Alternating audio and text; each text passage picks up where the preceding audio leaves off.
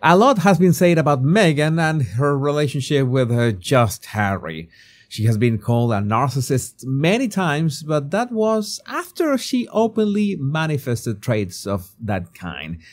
Anyone that has been involved with a narcissist realized too late what they got themselves into. And this is a question that I get with certain frequency about how can you help a loved one if they have fallen prey to a narcissist?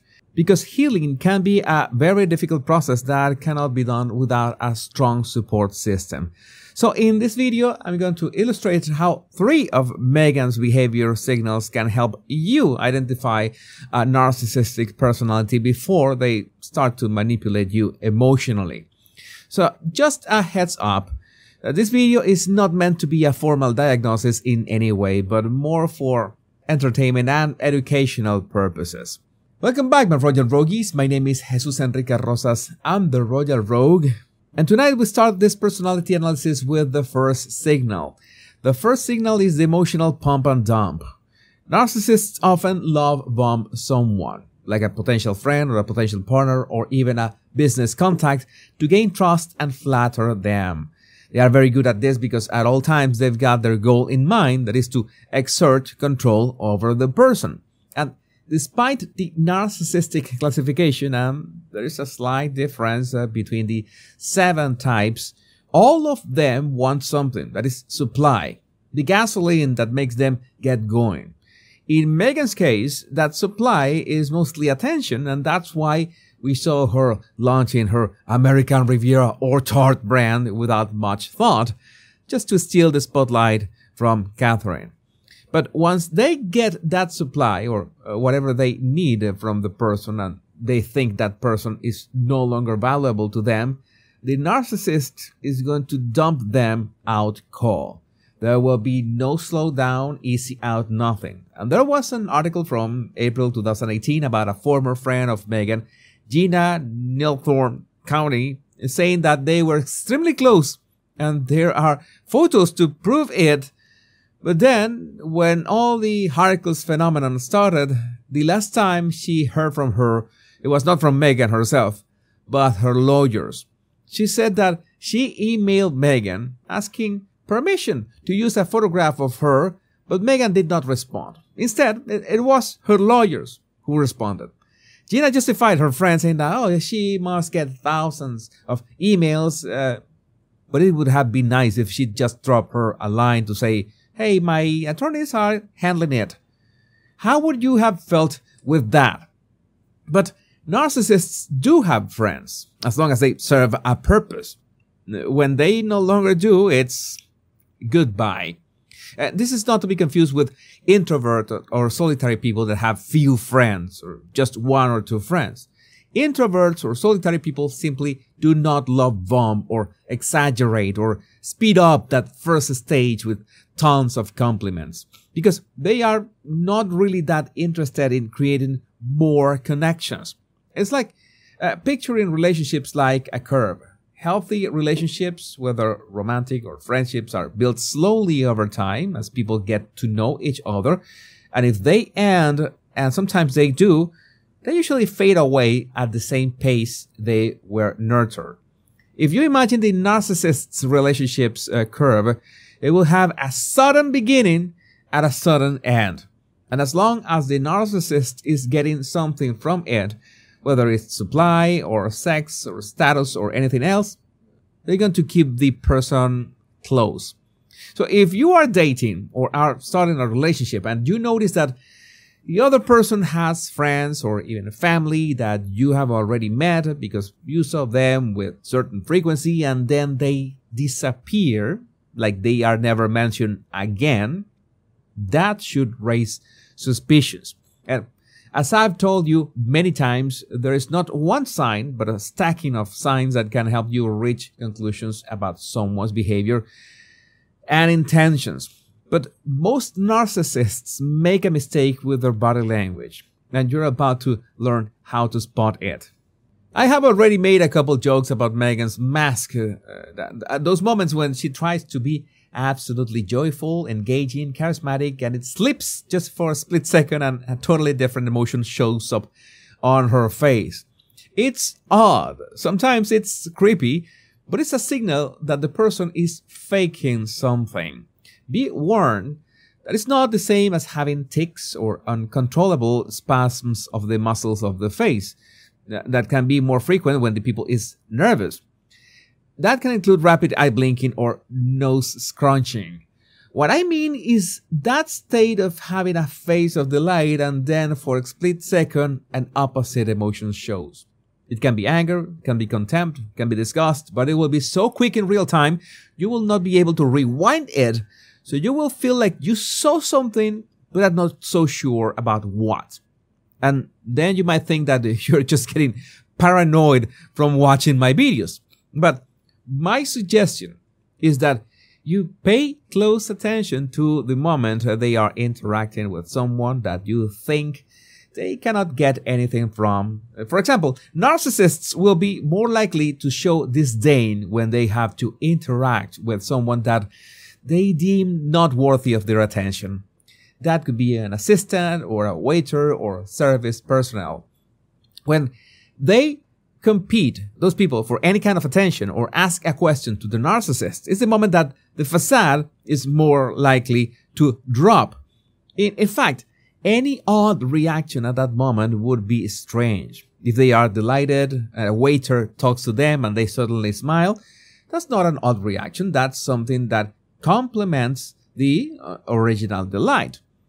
My suggestion is that you get used to spot sudden tensions in people's brow area and any tension or projection of the jaw.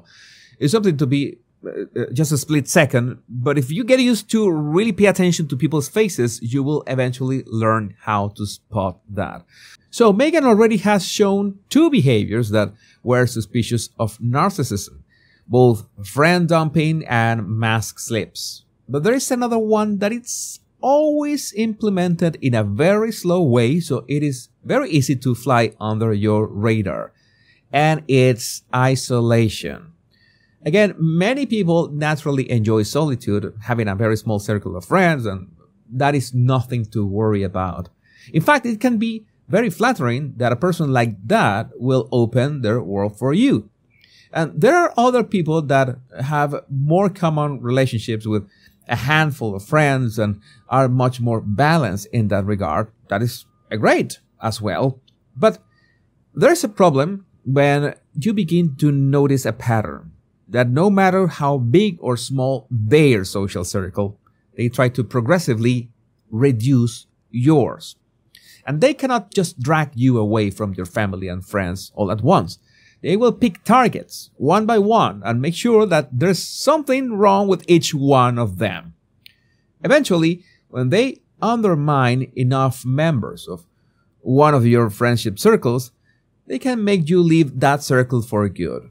That is part of their manipulation, because at all times, it would seem like they have your best interests at heart. And again, this is going to happen really slowly, so it would be really hard to notice over a span of months or even years.